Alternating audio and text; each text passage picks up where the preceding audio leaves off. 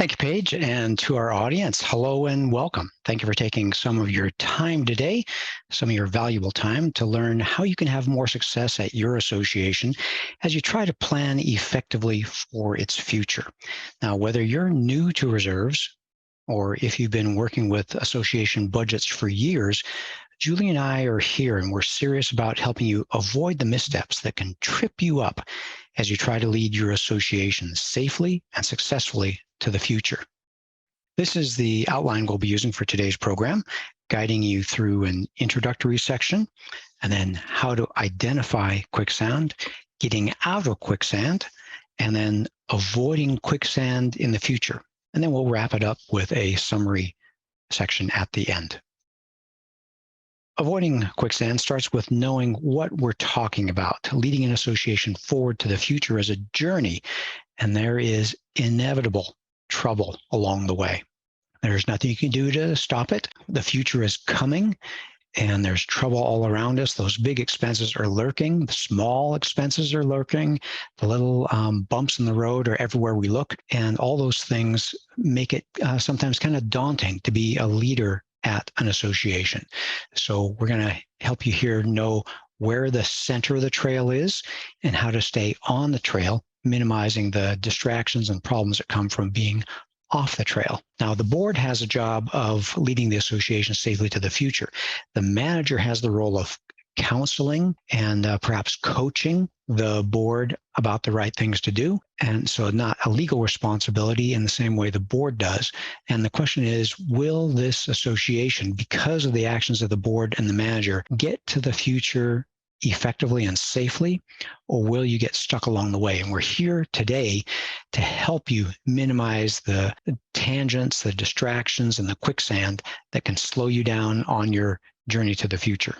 And then I want to make sure we set you up with an idea of what success looks like. It may not be a shiny green emerald city, but we want to lead you on a good, solid path to a shiny future, an attractive destination. And what that means for this session, you'll hear it later on as a reminder, is sufficient reserves to perform reserve projects on time. We want you to be able to do the things that the association needs to have done. That means no deferred maintenance, no special assessments, have the money to get things done and things happen in a timely manner. And when that all happens, you have maximized property values, maximize owner enjoyment, and basically good things happening at the association. But it takes knowing what the path is, knowing what the distractions are, and knowing what you can do to minimize problems along the way. So with that, let me turn the microphone over to Julie, and she'll help you identify what it's like identifying quicksand. Well, thanks, Robert. And I want to welcome everyone to the program. This is Robert and I do this about once a year, varying degrees of it. So it's really fun to be back doing it again. So let's talk about identifying the quicksand. So number one, there are types of quicksand. Now, these are things we get stuck in. These are the behaviors that happen when we're talking about not funding or not appropriately funding the reserves. So number one, there is hoarding the reserves. Then there's depleting reserves and not collecting or preparing the reserves, apathy. Unsure, the board is unsure where to spend or where to spend the reserves, and or they're fixated on a percent funded.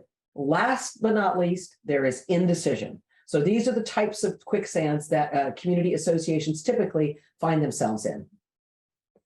So let's talk about hoarding reserves, number one.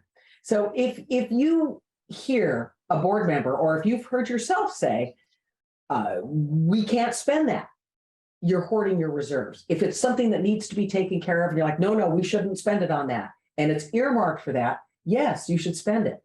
And here's something else you'll hear is those are our savings. Well, yeah, they are your savings. Actually, they're not yours. They're the association's savings. And the association has saved that money for it to be spent appropriately. And here's another one. Are we already underfunded? That could very well be, but you still need to spend some money on whatever needed to be taken care of. And lastly, everything's so expensive. And let me key in on that right now. You all may have noticed that inflation is pretty bad.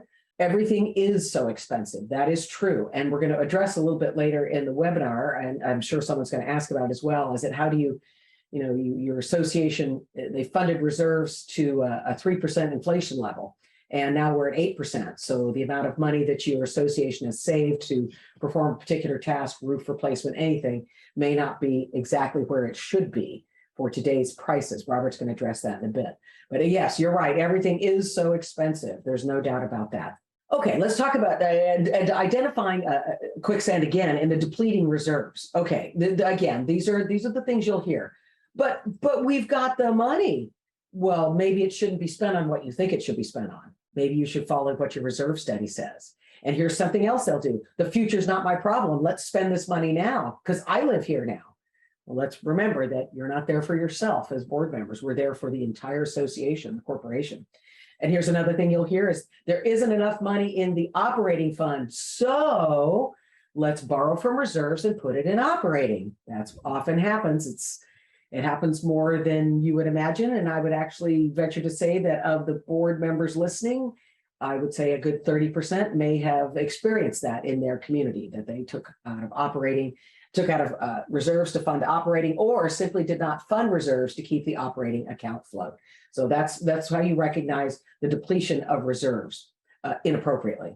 Next, here's another quicksand, is that you're not collecting the money or preparing for the future. And these, again, are commonly recognized by these statements. We can't afford increased assessments. Yeah, we're going to end up talking quite a bit about that. Yeah, it's a real tough, especially this right now with this inflation rate we have. Or here's another one. I'm only on the board for this year or for a year, or I'll be off in 2, so it's really not going to be my problem and I don't care. So I'm not going to vote for that, or we're not going to talk about it. That's another one. Here's another one. Why should I pay for someone else's roof? You hear that from board members, but mostly you'll hear that from owners, and the board members become affected by that. Why should I pay for someone else's roof? Well, it's part of common area. It's not someone else's. It's actually yours. So that's another quicksand, though, is these attitudes that people have. And this is a very people-intensive business. I call it life on the bomb squad, because if things can be going swimmingly and then you get a phone call or you get an email and everything blows up on you. And by the way, all you board members out there, I sit on 2 boards, so believe me, I feel your pain. And here's another one real quickly, but the homeowners don't want to spend the money, or they don't want to have their assessments increases. Yep, that's for sure they don't, but sometimes good medicine is something you have to take. And lastly, but we earn almost no interest, and I really have nothing to say about that, because really you are earning almost no interest, none. It doesn't mean you should not put that money in a savings account, because that's your duty as a board member. But yeah, you don't earn any interest. It's true. The next one is apathy. This is a big quicksand. It happens in associations a lot. The apathy is that they just don't care. They're making a choice. They just don't care to fund it because they really just don't care. And you'll hear things like, isn't that somebody else's problem? Well, no, you're on the board. It's your problem. And then, or how about, don't we have more important things to discuss? And well, nobody else funds reserve. Well, let me take issue with both of those. Don't we have more important things to discuss? No, finances are a massive issue in the community association administration business, which is what you all as board members are in. I mean, finances are, well, it's money. It's always everyone's number one problem. And then say no one else funds reserves. Well, that's just an excuse. A lot of associations, lots and lots, fund their reserves. Maybe not to the point where they should, but they are funding. So you all should be too. You don't want to end up like the Aspen Creek condos over here on the right. We're so disorganized, and sloppy and mismanaged. Yes, that's how we advertise ourselves. So you don't want to be that way. You want to have a better association than that. Yeah, Julie, let me just add to that. It seems that when we track our clients, we find that about 30% of associations are well funded with respect to reserves. So on one hand, that's a small number, but on the other hand, that's a pretty healthy fraction. And that means that there's 70% out there that need to do a better job. And this 30% is shining. And they're the ones that have made the decision to set a little more funds aside on an ongoing basis. And it's easy to stand out from the Aspen Creeks. And that's what really leverages home values. So there's some really good things that happen when you are funding reserves and not getting sidetracked with all these different quicksand issues. And let me talk about a couple here. One is when a board or a manager is unsure when to spend reserves. It's kind of an inaction type of thing. And they wonder, is this reserves are operating expense, doesn't quite fit. We're talking about a pool resurface. Is that a replace? But it doesn't look quite right cost-wise, or maybe they aren't finding it in the reserve study. Maybe it's an element of a larger component and they're confused about what to do. And so they get stuck. And the solution to that is, I'm going to sneak ahead a little bit to some solutions that we'll have later on, but there is a national standard 4-part test. It's not just an opinion that something that is appropriate for reserve funding is a common area responsibility, has a limited useful life, a predictable remaining life, so you can see it coming, and it's significant. It's above a minimum cost, because those minimal cost things, small cost things, should be handled as trivia from the operational budget. The next one is getting stuck on something. We call it fixating on percent funded. It could just as well be fixating on a certain reserve balance that people at the leadership at the association is stuck on a particular number. And we want to help you understand that that's an inappropriate focus when you're talking about they'll drop our percent funded, or that'll get us under $500,000 in reserves. You shouldn't be looking at the numbers. You should be looking at the needs of the association. And we'll address that a little bit more in just a few minutes. But this is one of those things that we want you to be aware that this is trouble when you go down this path. This is what we would call quicksand. So we don't want you getting fixated on this type of a problem. On indecision, folks, indecision is a decision. So no decision, indecision is a decision. Think of it that way. But these are commonly recognized. Oh, and I do want to point out that we have flying monkeys in this one. Robert and I had a conversation about that. We need something good and scary, because indecision allows the opponent to get an upper hand, and you don't want that with flying monkeys. No, you don't. Robert told me something very interesting when he was a child and he would watch, well, those of us who are a certain age will remember this. The Wizard of Oz came on television once a year, and it was a big, big event. That's, if you're younger in this, I know you're thinking, what? But all of us north of that 50 range, we for sure remember this. And Robert was frightened to death. To this day, is still frightened of flying monkeys. Hey, Julie, I think we're about ready to cut your microphone off. Okay. Hey, John, we having technical problems? Yes, it's a bit. Okay, let's back to business, people. But anyway, but these indecision things, boards do get stuck in this because the decision, it seems to them, is seemingly overwhelming because they're going to be spending a lot of money. Usually that's what stops them in their track. And first thing they'll say is, but, should we do this? We could be wrong. Well, you could be wrong, but hopefully we have ways to get you out of that type of quicksand. And then, or how about the board member who says, well, that tennis court looks just fine to me. Well, from a quarter mile away, it looks great. But if you're up there playing tennis, you might see all those cracks that need to be fixed and repaired. Or how about, let's discuss that next month. The classic, put it off to the next month, and hopefully then to the next month. And before you know it, that board member is out of office and the next board is still left with dealing with the issue. And then, of course, same thing. Let's let the next board decide. It's just putting off the inevitable, and it's like playing musical chairs. You just don't want to be the last one standing. That's not the way to run your community. Okay, and let's say identifying quicksand. Number one, we want to stay on track and remember what success looks like. And I will argue that yes, it does look like the Emerald City. That is success. You want sufficient reserves to perform projects on time. And what does that mean? That means there's no deferred maintenance and no special assessments. Those of you who have been through special assessments that are large, that are one you have to get a vote of the membership on in particular, it's a very long and painful process. Wouldn't it be better to have sufficient reserves in the first place? And also, it's maximized property value. That's what happens. And I have I have a rental house that's in a community here. I live in Washington State.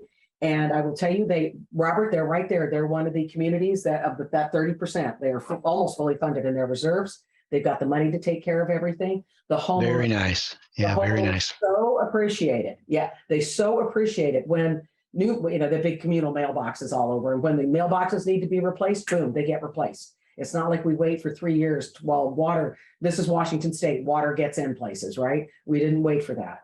When the sidewalks needed to be repaired, boom, sidewalks got repaired. So and the property there is going up like crazy. It's unbelievable. And houses go on the market, they're gone in 3 days. So anyway, that's maximized property values. And it really shows when your community is financially healthy. Great. So there's There's value in identifying quicksand. There's value in getting out of quicksand. And let me then kind of turn the topic now from that identification into what can we do? There is value in getting out of quicksand and not being bogged down. So Julie, why don't you tell us now how to be moving forward if you are stuck in one of these different quicksand type of situations? Yeah, well, let's talk about the first thing. Get help. It's okay to get help. It's okay to ask for help. Hopefully you have an experienced community association manager on site. Portfolio doesn't really matter. And the other, that's your first line of help. Well, these are both your first line of help, and your credentialed reserve study professional. That's the first things, that's the first places you need to go for help. And let's talk about getting out of quicksand by using your business judgment rule. So associations, often you'll talk to board members who are new on the board, or relatively new, and they're going to have to clean up what other board members have not done in the past. In particular, they haven't funded reserves, or they didn't want to ever raise assessments, and now these people have to do so. And they always want to know what's our standard. Well, it's the business judgment rule. Okay, duty of care. What is the duty of care? That means you have to care for the association. That's simplistically, but you have to care, and you have to know what the standards are, what they should be, and you have to care about what's going on. You cannot be apathetic. You cannot put your blinders on. Then you have the duty of loyalty. That is loyalty to the association, not to yourself, not to your friends, not to what's going to benefit you personally, or people you know personally. This is for the overall good of the association as a whole, the corporation. Remember, you're a trustee, and that's your responsibility. And then you have the duty of inquiry. That's actually where the blinders go on. People, they just don't want to see it, like the guy who was a quarter mile away from the tennis court and says, it looks fine. Well, that's not duty. He's not fulfilling his duty of inquiry. It just looks fine to him from a quarter mile away. So you have to find out what to do financially to fulfill all of these things. And what do? You need to get fresh information in an updated reserve study. If you've never had a reserve study, you need to get one. If you have one now, get it updated. Get it updated. That's a part of your duty of inquiry. Julie, let me take it a step further and talk about what that really looks like. I've got a few slides here that show what the situation is. It's a little bit of the trail forward. You get a preview when you get a reserve study. This is a map or a chart of reserve expenses into the future. The years go across from left and right, and the expenses are the vertical axis. So you can see in this association, there's a lot of little-ish expenses every few years along the way, but the impression that I get looking at this profile of expenses is there's something big here, and that's about a little less than 10 years away. And this association needs to be prepared for the ongoing things, yet every once in a while, they've got a big expense. In this number 2, a little bit different, a little different profile. They have a few years in the middle here where they can catch their breath and start building up reserves for this year and other years like it. But wow, if they are not prepared for year number 2, this may be a special assessment situation. So you need to understand how different expenses in different years kind of affect your different decision making. Or this number 3, what do you think about this one? Pretty even scatter, 1, 2, 3, 4, 5, 6, 7, 8. 8 out of the next 30 years have significant expenses. You have a few years where you can take a breather, where there's perhaps not a lot going on, major projects for board members, but you have to appreciate that just as soon as you get through this big project, you get 1 year to get your breath, build your reserves back up, and then you're right back at it with another big project. So appreciating the different way things look, or this one, last example that I'll show, have a medium expense in 2 years, a little bit bigger expense in about 10 years, and then you have a huge expense that just hit the 30-year window that you can now start to see. It was always out there. Maybe your reserves were funding for it, but now it's very easy to see. So you have different adventures in front of you. different scenarios. And that's why it's important, as Julie said, to update your reserve study, get advice, because you need to learn what your unique path to the future looks like. Should I go left here? Should I go right here? How much should I increase our reserve funding? And look at the scarecrow out here giving directions. It's better to go this way. You can get the guides, the attorneys, the managers, the insurance agents, the reserve study providers, the tax people who give you wise counsel. There's a lot of people out there to help you make wise decisions. So learn what your unique path to the future looks like. And so you're not just stuck here like Dorothy and Toto, just wondering what to do with a 50% chance of making the wrong decision. Get wise counsel so you're never stuck wondering what to do. Okay, and I think we're going to go back here and take a look at the business judgment rule. And if you're getting wise counsel, and you review what you must do as a board member, you have your duty of care, duty of loyalty to the association, not to individuals, and duty of inquiry. Now you take all of this information together, and what do? You then must take action. And I know that sometimes is the hardest thing for a board to do, to make that step, but you must take the action. And what does it mean? You have to adjust your budget and make those contributions. Whatever the reserve study has said, you've got to get there as closely as you can. You have to bite the bullet and make it happen. I know it's very, very difficult, because what happens is that board members will, and I understand it's a perfectly human thing. Board members will have empathy for other members in the community who are on a fixed income and maybe cannot afford, another 20 or 40 or 50, however many dollars it is, or the board member perceives they can't. And empathy is a good thing. Empathy is a real good thing. That's what makes us human. That's exactly. It makes human beings human beings. We have empathy. However, the truth is, and the hard truth is for you all, is that your duty is not to Mrs. Smith, who is on her fixed income. Mrs. Smith, unfortunately, may not be able to afford to live in that community anymore. One way or another, that's going to happen to all of us at one point in our lives or another.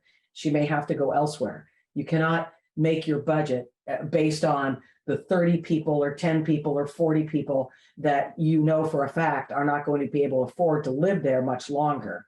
You have to make it based on what the corporation needs to survive.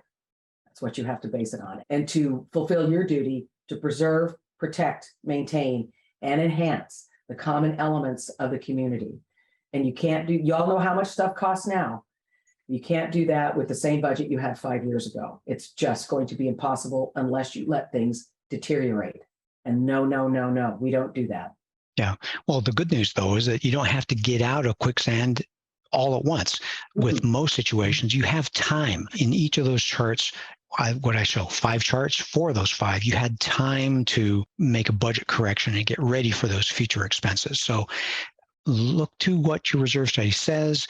Slow and smooth is actually highly recommended in most cases. So look at your numbers, find out what your path forward looks like, and make those adjustments as necessary. Quite often, you do have time. You can start to make adjustments, and it doesn't have to be a all or nothing type of wake up abruptly type of situation.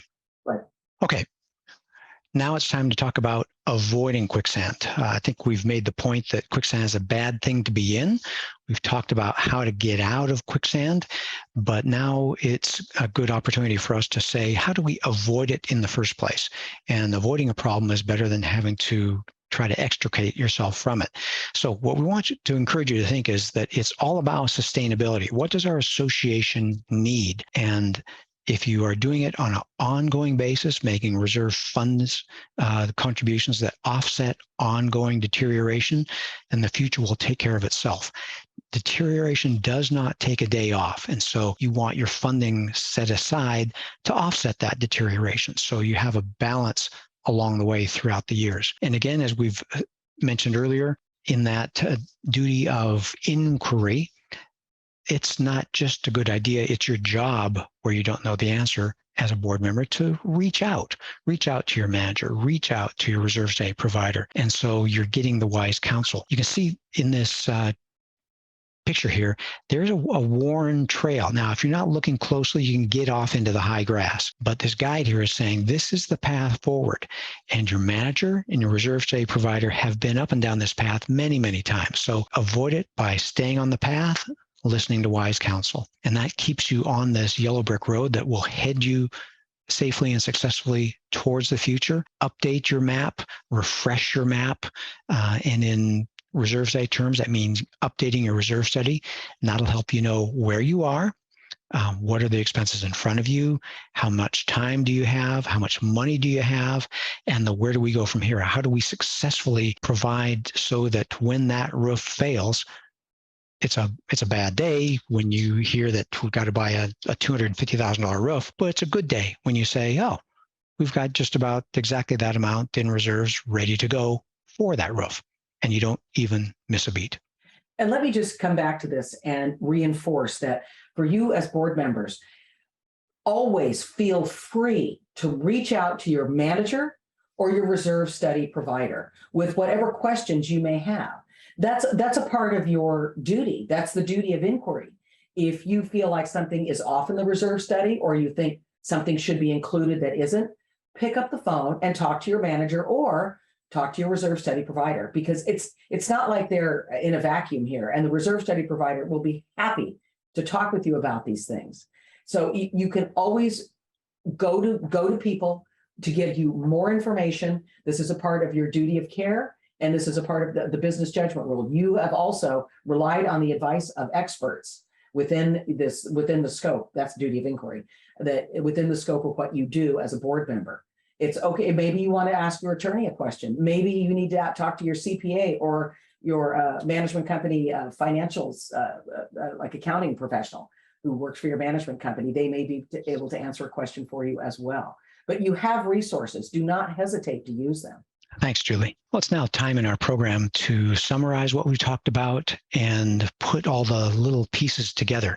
And it starts with appreciating that the quicksand is out there. It's not just possible or probable. It's inevitable that there's going to be problems along the way to the future. You're on the journey. The future is coming. You don't have a choice about it. So the question is, how am I going to get there? Well, the good news is you're not on your own. As we've hopefully reinforced, there's help out there. We have a lot of board members on the program here today with us, and we want to assure you that the professionals are there. The trusted guides are there to help. And there's landmarks along the way so you can see the progress that you're making, report to the owners. Communication is so important.